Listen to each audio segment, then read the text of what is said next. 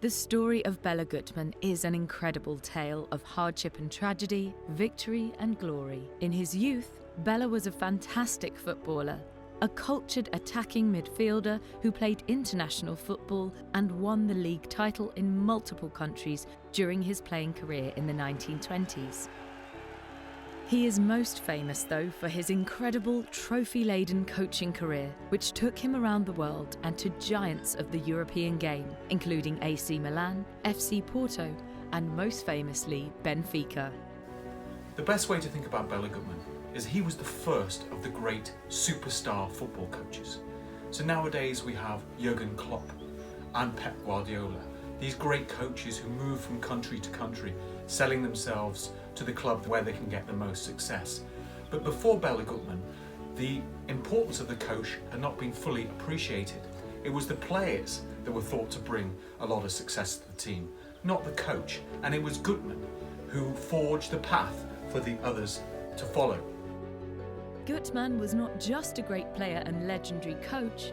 His story is so inspiring because in the middle of his football career, he survived the terrible tragedy of the Second World War and the Holocaust.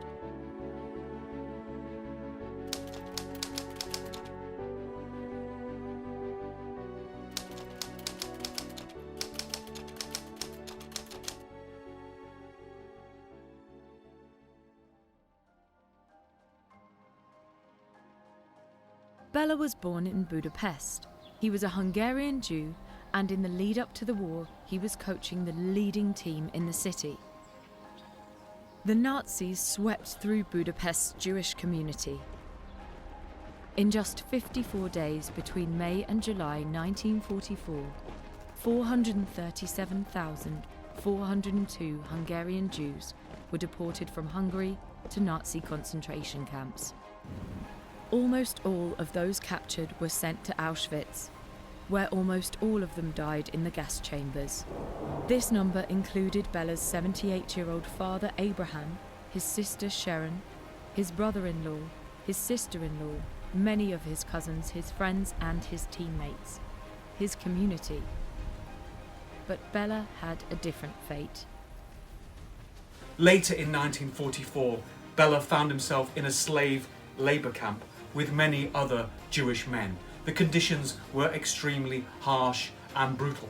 They got wind that they were about to be deported to a death camp.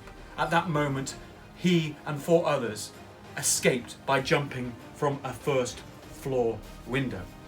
He had escaped death by the skin of his teeth.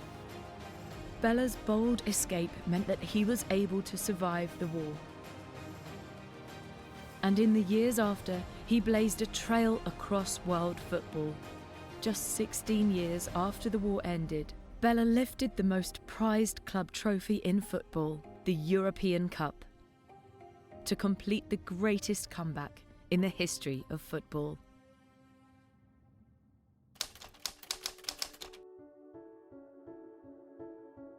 After the war, Bela achieved huge success as a coach throughout the world, winning league championships in Hungary and Brazil. His innovative tactics at Sao Paulo are credited with revolutionizing the game in Brazil, as he helped popularize the 4-2-4 formation, which was subsequently used by the Seleção as they won the 1958 FIFA World Cup. Next, he arrived in Portugal, taking charge at FC Porto and helping them overhaul a 5-point lead enjoyed by Benfica to win the first of his 3 consecutive Portuguese league titles. The following season, he was lured to Benfica. After taking charge, he radically overhauled the team, sacking 20 senior players and promoting a host of youth players, including future club legend and record goalscorer Eusebio. Bela's changes made all the difference, and the team won the league in his first year in charge, 1960. This set the stage for Guttmann's greatest triumphs. A lot of you will know the UEFA Champions League, and you'll watch it on the TV. That competition used to be called the European Cup, and it was founded in 1955. And for the first 5 years of this competition, the great Real Madrid team won it each year. and it looked like they were going to continue winning it forever and ever. And then Bela Guttmann came along. He was coach of Benfica, and he won the European Cup as coach of Benfica in 1961 and 1962, beating Barcelona and Real Madrid, respectively. To celebrate Benfica's 110th birthday, the club commissioned a statue of Bela Guttmann, holding the 2 European Cups he won for them. The statue is placed at door 18 of the Estadio da Luz, with Guttmann's words inscribed. Only those who are inside Benfica can know what mysticism is.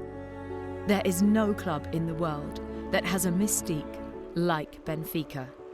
The Guttmann story embodies to me one lesson: the value of persistence, of never giving in. If Bela could go through what he went through and still achieve what he did, then all of us can get through more minor disappointments and setbacks. I took huge inspiration from the Bela Guttmann story. To celebrate Bela Guttmann and to commemorate his incredible life, you can take part in Foundation Stones. All you need to do is find a stone that fits in the palm of your hand and paint an image that shows how this story inspires you.